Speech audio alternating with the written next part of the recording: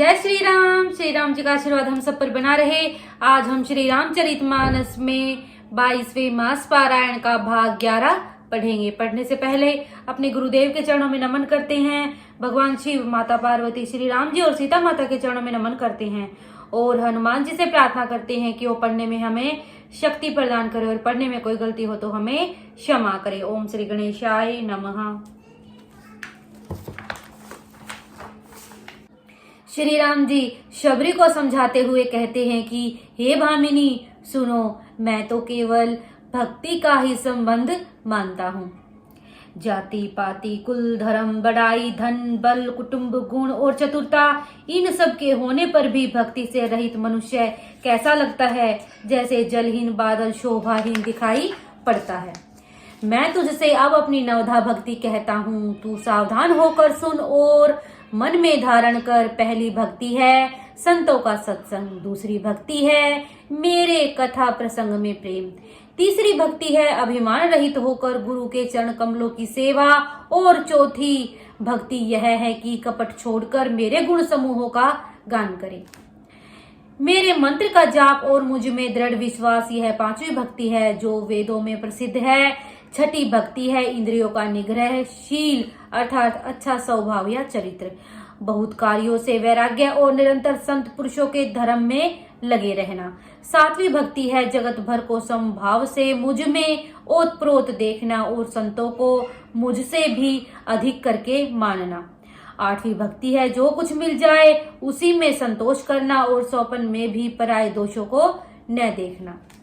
नवीं भक्ति है सरलता और सबके साथ कपट रहित बर्ताव करना, हृदय में मेरा भरोसा रखना और किसी भी अवस्था में हर्ष और दैन्य का न होना।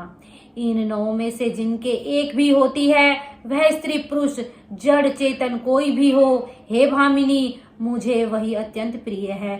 फिर तुझ में तो सभी प्रकार की भक्ति दृढ़ है, अतः जो गति योगियों को भी दुर्लभ है वही आज तेरे लिए सुलभ हो गई है। मेरे दर्शन का परम अनुपम फल यह है कि जीव अपने सहज स्वरूप को प्राप्त हो जाता है। हे भामिनी, अब तू गजगामिनी जानकी की कुछ खबर जानती हो तो बता। शबरी ने कहा, हे रघुनाथ जी, आप पंपा नामक सरोवर को जाइए, वहां आपकी सुग्रीव से मित्रता होगी। हे देव, हे रघुवीर, वह सब हाल बतावेगा। हे धीर बुद्धि, आप सब जानते हुए भी मुझसे पूछते हैं। बार बार प्रभु के चरणों में सिर नवाकर प्रेम सहित उसने सब कथा सुनाई। सब कथा कहकर भगवान के मुख के दर्शन कर हृदय में उनके चरण कमलों को धारण कर लिया और योगाग्नि से देह को त्याग दिया। वह उस दुर्लभ हरिपद में लीन हो गई जहां से लौटना नहीं होता।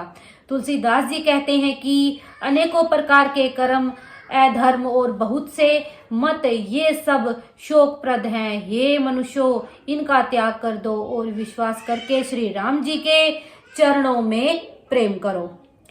जो नीच जाति की और पापों की जन्मभूमि थी, ऐसी स्त्री को भी जिन्होंने मुक्त कर दिया। अरे महादुर्बुद्धि मन, तू ऐसे प्रभु को भूलकर सुख चाहता है। श्री रामचंद्र जी ने उस वन को भी छोड़ दिया और वे आगे चले। दोनों भाई अतुलनीय बलवान और मनुष्यों में सिंह के समान हैं। प्रभु विरह की तरह विषाद करते हुए अनेकों कथाएं और संवाद कहते हैं। हे लक्ष्मण, जरा वन की शोभा तो देखो, इसे देखकर किसका मन शुद्ध नहीं होगा। पक्षी और पशुओं के समूह सभी स्त्री सहित हैं, मानो वे मेरी निंदा कर रही हैं।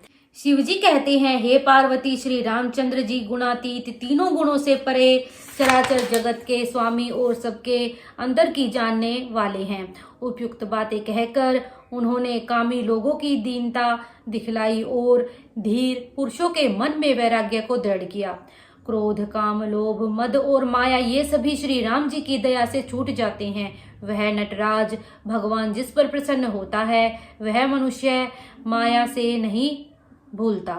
हे उमा, मैं तुम्हें अपना अनुभव कहता हूँ, हरि का भजन ही सत्य है। यह सारा जगत तो स्वप्न की भांति झूठा है। फिर प्रभु श्री राम जी पंपा नामक सुंदर और गहरे सरोवर के तीर पर गए। उसका जल संतों के हृदय जैसा निर्मल है। मन को हरने वाले सुंदर 4 घाट बंधे हुए हैं। भांति भांति के पशु जहां तहां जल पी रहे हैं, मानो उदार दानी पुरुषों के घर याचकों की भीड़ लगी हो।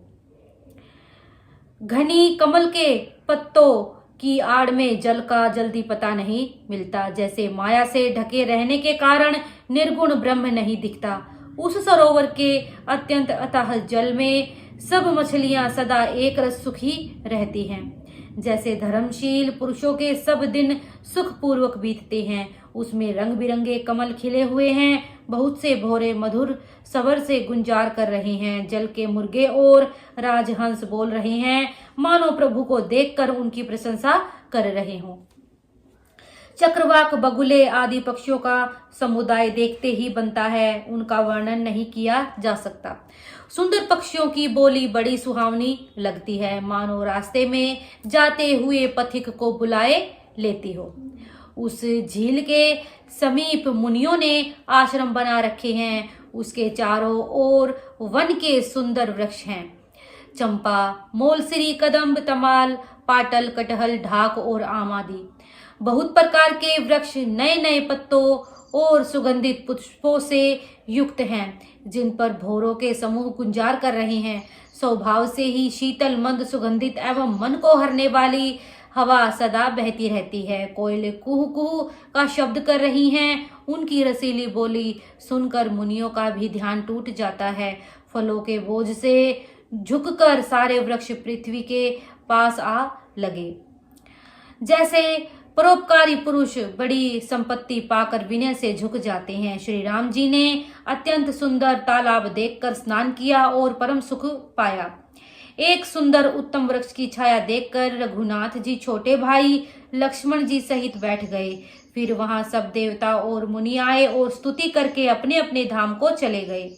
कृपालु श्री राम जी परम प्रसन्न बैठे हुए छोटे भाई लक्ष्मण जी से रसीली कथाएं कह रहे हैं। भगवान को विरह युक्त देखकर नारद जी के मन में विशेष रूप से सोच हुआ। उन्होंने विचार किया कि मेरे ही शाप को स्वीकार करके श्री राम जी नाना प्रकार के दुखों का भार सह रहे हैं। 22वां मास पारायण आज हम यहीं तक पढ़ेंगे। इसी के साथ बोलते रहिए जय श्री राम।